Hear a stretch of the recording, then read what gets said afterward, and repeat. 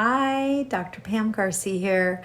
I want to talk to you today about a topic that is so super hard sometimes, but we're going to deal with it, okay? It's about avoiding toxic people.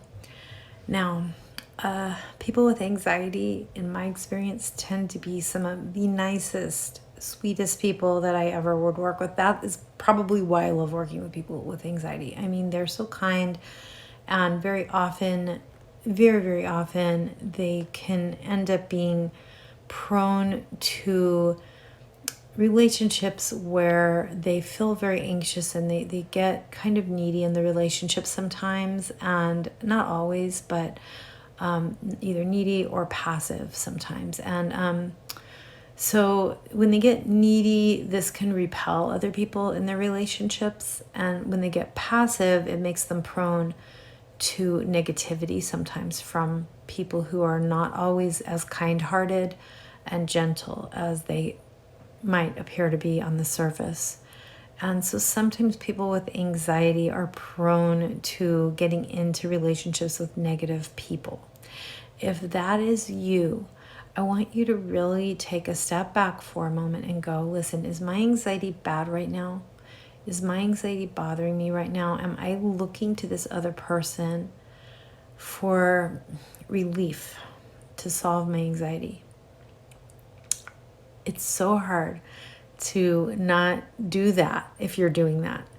But let me explain something to you. When you do that, it actually is going to worsen your anxiety because you're putting the power and the control and the agency into another person's hands, which leaves you in the position of feeling like you're helpless, like you're disempowered, like you're not going to be able to do things for yourself. And that's going to raise your sense of helplessness and vulnerability. Oh, and that is just going to add to your anxiety. So sometimes it's good to take a break from people like that. And I'm not saying you have to never see them again or anything like that. I'm just saying give yourself a pause and wait until you start to feel better and then make a decision, okay? Somebody's really critical or they're really mean to you.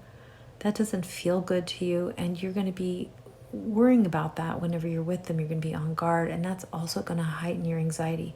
But if you would give yourself just a little bitty break, or even a little longer of a break, give yourself that permission that you do not have to expose yourself to people who are negative for you.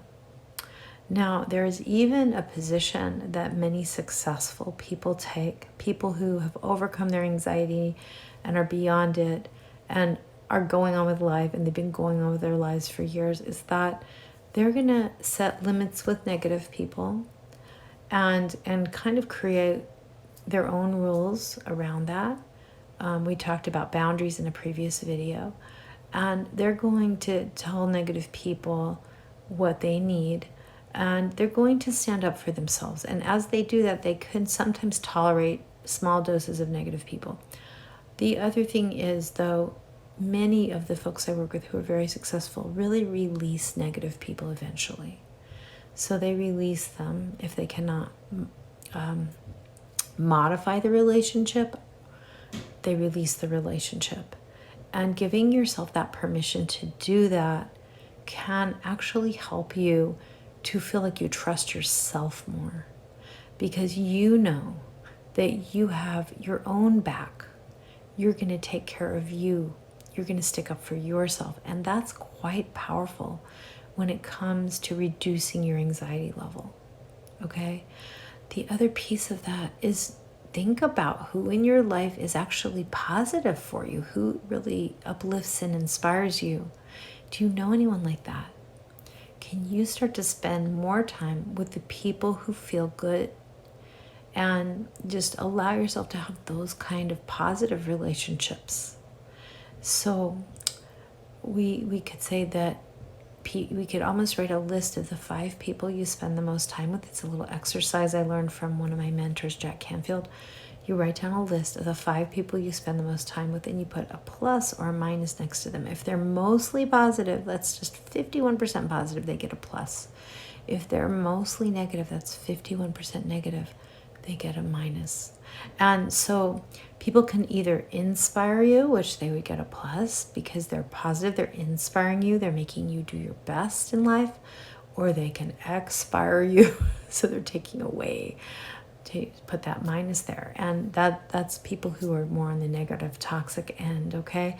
I'm not saying they mean to be. I'm not saying that they don't have a place in your life at some point. If they're a family member who you very deeply love, they may still have a place in your life, but you want to just change the frequency of your contact, the duration of your contact, and the rules around your contact. Like, what will you and won't you do? Where are your lines that you will not cross for anyone?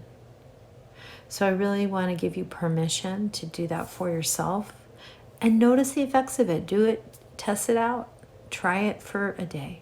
Try it for a few days. Try it for a week and see what happens. And I'd love to hear back from you. I'd love for you to come to my Facebook group, which is called Pleasure and Prosperity, or to the Dr. Pam Garcia page and leave me a comment, leave me a note.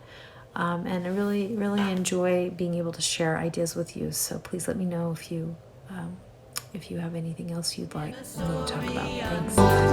This is my life, and I'm free to unfold.